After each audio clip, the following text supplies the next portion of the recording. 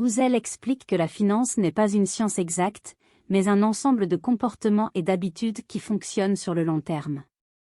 Ouzel commence par rappeler que l'argent est un sujet humain, guidé par la psychologie. Les formules mathématiques ou les prévisions ne suffisent pas, car nos émotions peur, espoir, envie influencent nos choix. Il propose 10 leçons tirées des chapitres précédents, expliquées en détail pour montrer comment les appliquer. 1. Soyez humble, le succès financier dépend souvent de la chance et du risque, pas seulement du talent. 2. Dites assez, ne cherchez pas toujours plus.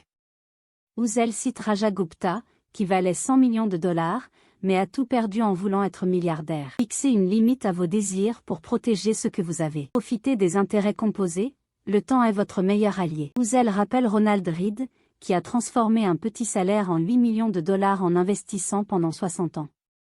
Commencez tôt, même avec 50 dollars par mois. 4. Rester riche. Devenir riche demande des risques, mais rester riche demande de la prudence. Diversifier, éviter les dettes, et garder une marge. 5. Chercher les gagnants. Quelques investissements exceptionnels font la différence.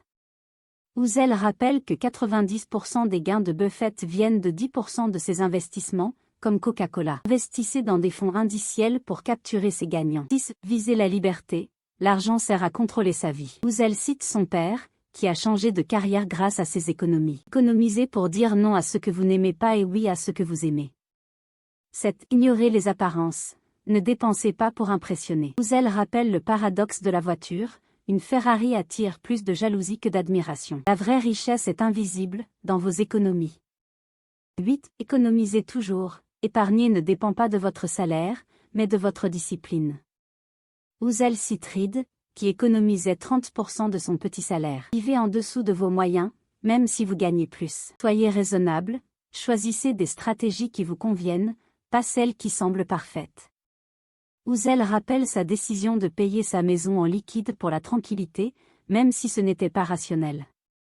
10. Préparez-vous aux surprises, l'avenir est imprévisible. Ouzel cite la pandémie de 2020, que personne n'avait prévue.